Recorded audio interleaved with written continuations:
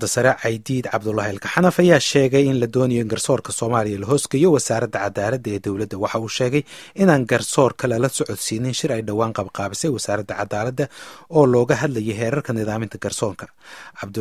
Caydiid Cabdullaahi Ilkaxanaf waxaa kaloo uu sheegay inaanay dastuurka waafaqsanayn magacaabista xeer ilaaliyaha guud ee qaranka ee dhowaan la magacaabay iyadoo aanay ansixin buu yidhi guddiga adeega garsoorka.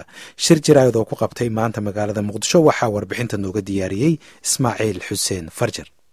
gudoomiyaha maxkamadda sare ee Soomaaliya ayaa u muuqda in uu saluug badan ka qabo inaan laga soo talagelin shirar kala duwan oo la doonayo in dib loogu habeeyo garsoorka oo ka dhacay magaalada Muqdisho. Caydiid Cabdullaahi Ilkaxanaf ayaa ku dooday in aanay waxba ka ogeyn kulanadaas. golaha adeeg garsoorku wuu soo dhaweynayaa, diyaarna waa u yahay, garsoorkuna diyaar buu u yahay wax kasta oo lagu hagaajinayo ama gacan lagu siinayo garsoorku inuu hawlihiisa si fiican u guto. hase yeeshee shirarka badan ee hudheelada lagu qabanayo ee dad badan la isugu keenayo lagu ururinayo ee laga leeyahay ka hadla garsoorka oo aan garsoorkuna ku lahayn lug, waxaanu aragnaa inay tahay baroortu ceesaanta ka weyn oo maxaya in garsoorka la hoosgeeyo wasaaradda cadaaladda. ujeeddada oo dhan laga leeyahay ee loo qabiyo dig leeyahay ee wax walba loo samaynayaa si garsoorku u hoos tago wasaaradda cadaaladda. taasina wax soconaya oo suuro geli kara maaha. Caydiid Ilkaxanaf gudoomiyaha maxkamadda sare ee Soomaaliya ayaa u muuqday in uu ka soo horjeedo xeer ilaaliyaha guud ee qaranka kaas oo uu shaki badan ka muujiyey hanaanka loo soo magacaabay iyo weliba sharcinimadiisa.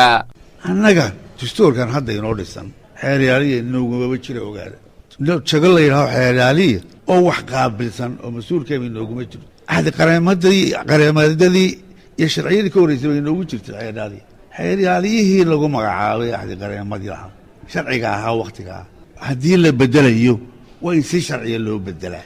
oo sida sharciga loo bedelaya waa maxay? waa in golaha adeega garsoorku bedelaa. nin sheegan kara xeer ilaaliya oo aan golaha adeega garsoorku ansixinin waxba kama jiraan sharciga. xeer ilaaliyuhu wuxuu ka tirsan yahay judishariga sida loo magacaabay waxaa taasi ku taallaa qodobka 15 iyo 18 ee xeerka nidaamka garsoorka. haddii la doonayo in xeer ilaaliya la magacaabo waa inay golaha adeega garsoorku magacaaba oo u jeediyaan madaxweynaha oo dabeedna madaxweynuhu digreeto ku soo saara. gudoomiyaha maxkamadda sare ee Soomaaliya ayaa xeer ilaaliyaha ku eedeeyay in uu sheegay inaan golaha adeega sharcigu aanu ahayn mid jira isaga oo leh arrintaasi waa meel ka dhac sharci oo uu sameeyay xeer ilaaliyuhu wuxuuna ku dheeraaday in uu sharxo in golaha adeega garsoorku uu jiro. waxaa la leeyahay arkaynaa golaha adeega garsoorku maba jiro. xeer ilaaliyaha ninka sheeganaya iminka xeer ilaaliya ayaa sidaa leh.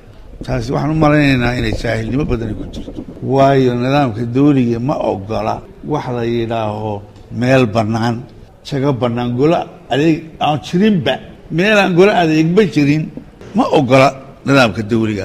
meelaan madaxweyneba jirin ma ogola nidaamka dastuuriga. meelaan gola wasiiraba jirin ma ogola nidaamka dastuuriga.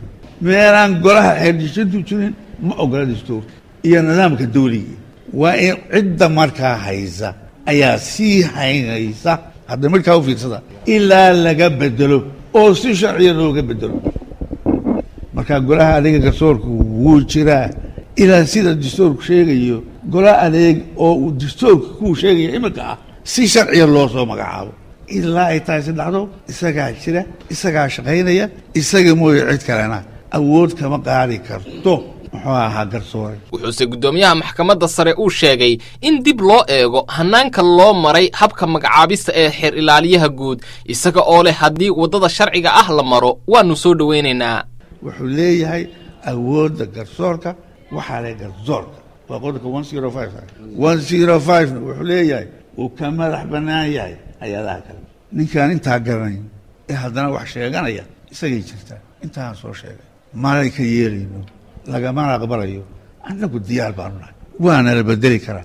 sida dastuurka ku taal ayaa loo bedeli karaa oo sharciyaysan. laakiin ha la soo magacaabo, ha la magacaabo, ha la helo gudoomiyihii muxuu ahaa guddiga xuquuqul insaanka, ha la magacaabo, ha la helo gudoomiyihii maxkamadda dastuurka, ha la magacaabo, ha la helo saddexdii nin ka tirsanaa dadka bulshada ee meesha qabanayay hala magacaabo hala helo labadii ay soo fadhiyeen muxuu ahaa ururka qareennada xamar keliya maaha waa ururka qareennada soomaaliya hala helo garsoorayaasha marka la helo ee la soo buuxiyo annagu iska tegeyn waa banaynaynaa meesha sharci baa naga qaaday laakiin inta ka horeysa sharci naga qaadi karaa ma jiro waxna kama jiraan waa nimaan waxba garanayn waa jaahilnimo ninka sheegta ama yidhaaha awooddii waa laga qaado way tageen waxaana ku qaadi karaana ma jiro gudoomiyaha maxkamadda sare ee Soomaaliya ayaa u muuqda in uu saluug badan ka qabo inaan laga soo talagelin shirar kala duwan oo la doonayo in dib loogu habeeyo garsoorka oo ka dhacay magaalada Muqdisho sidoo kalena wuxuu si weyn uga soo horjeedaa